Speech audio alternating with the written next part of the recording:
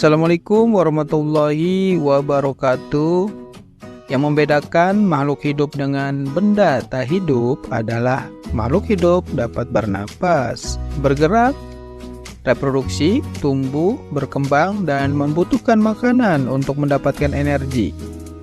Kesemua kegiatan itu berlangsung mulai dari tingkat sel. Sel memiliki bagian-bagian yang disebut organel atau organ kecil. Organel sel memiliki fungsi dan tugasnya masing-masing yang bekerja di dalam sel. Dengan bekerjanya organel sel, maka terjadilah fungsi kehidupan makhluk hidup. Ada perbedaan antara sel pada hewan dengan sel pada tumbuhan. Apa perbedaannya? Lalu, bagaimana organel pada masing-masing sel hewan dan tumbuhan? Mari kita bahas. Organel sel. Organel sel yang pertama ada membran sel. Membran sel ini organel yang dimiliki oleh sel hewan maupun sel tumbuhan. Membran sel berfungsi untuk mengontrol keluar masuknya bahan-bahan yang dibutuhkan oleh sel. Bahan-bahan yang dibutuhkan berupa partikel makanan, air, oksigen, dan juga sisa-sisa proses metabolisme tubuh. Membran sel juga bertindak sebagai pembatas antara sel dengan lingkungan luar.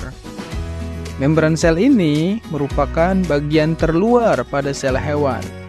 Sedangkan pada sel tumbuhan, selain memiliki membran sel, sel tumbuhan memiliki dinding sel yang berada pada bagian paling luar sel. Organel yang kedua ada dinding sel. Dinding sel adalah bagian terluar dari sel tumbuhan yang berfungsi melindungi sel tumbuhan. Dinding sel hanya dimiliki oleh tumbuhan dan beberapa organisme bersel zat. Dinding sel ini bersifat kaku sehingga membuat tumbuhan tidak bisa bergerak bebas seperti hewan. Selanjutnya ada organel yang ketiga, yaitu nukleus atau inti sel. Nukleus terdapat pada sel tumbuhan maupun sel hewan. Berfungsi untuk mengatur seluruh aktivitas sel. Di dalam nukleus terdapat nukleolus atau materi genetik yang berperan dalam pewarisan sifat.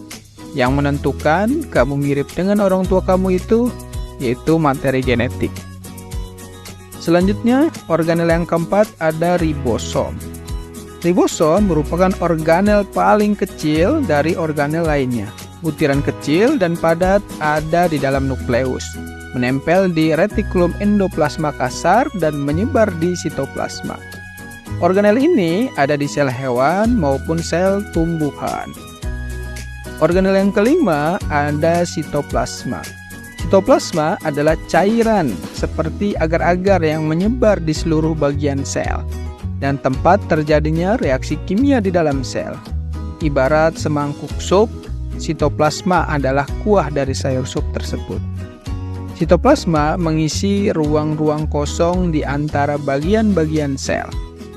Organel ini ada di sel hewan maupun sel tumbuhan. Organel yang keenam ada retikulum endoplasma atau disingkat jadi RE ya. Memiliki bentuk yang berlekuk-lekuk dan posisinya di dekat atau menempel dengan inti sel. Organel sel ini terdapat di sel tumbuhan dan sel hewan.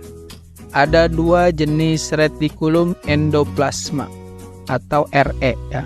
Yang pertama ada RE kasar dan yang kedua ada RE halus. Bedanya apa? Pertama yaitu RE kasar dari permukaannya. Permukaan RE kasar ditempeli oleh ribosom. Jadi kalau dilihat banyak bintik-bintik di permukaannya. Kalau RE halus, permukaannya lebih halus karena tidak ada ribosom yang menempel. Adapun fungsi RE kasar yaitu fungsinya berkaitan dengan sintesis protein atau produksi protein. Sedangkan RE halus berfungsi untuk sintesis atau produksi lemak, penawar racun, dan metabolisme karbohidrat. Artinya mengubah makanan menjadi energi. Organel yang ketujuh ada badan Golgi.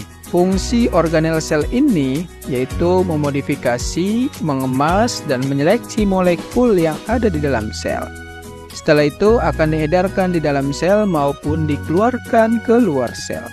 Organel ini ada di sel hewan maupun sel tumbuhan. Organel yang ke-8 ada mitokondria.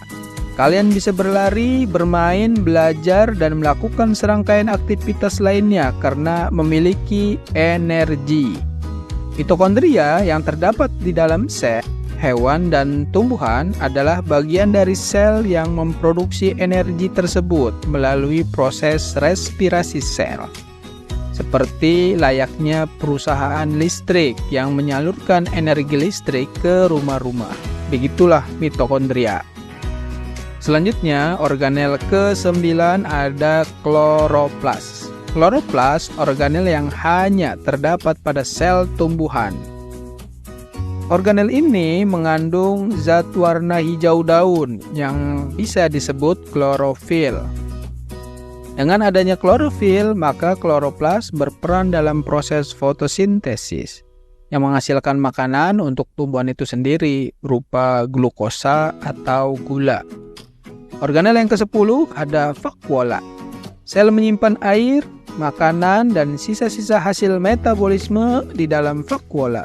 Vakuola di dalam sel tumbuhan jauh lebih besar dibandingkan sel hewan karena fungsi untuk menyimpan hasil fotosintesis. Jadi setelah kalian menyimak penjelasan tadi, kalian sudah tahu ya perbedaan sel hewan dan sel tumbuhan. Oh iya, Bapak lupa kasih tahu sel manusia itu masuk dalam kategori sel hewan. Untuk selanjutnya, setelah kamu belajar organel sel pada hewan dan tumbuhan, sekarang kita belajar jenis sel.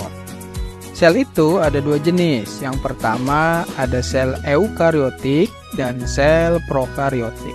Perbedaannya apa? Sel eukariotik memiliki membran inti.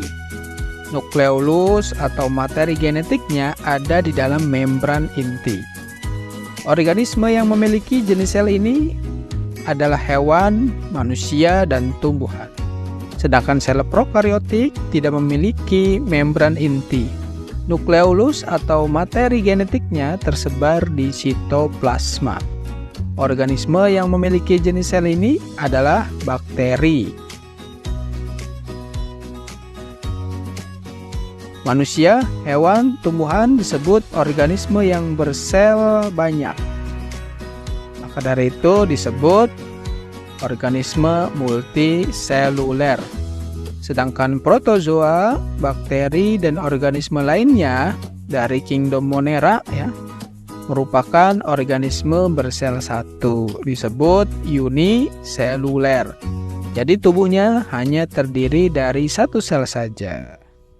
Sekian video pembelajaran ini, terima kasih sudah menonton. Jangan lupa subscribe, like, and share. Untuk video selanjutnya, kita akan bahas tentang spesialisasi sel ya.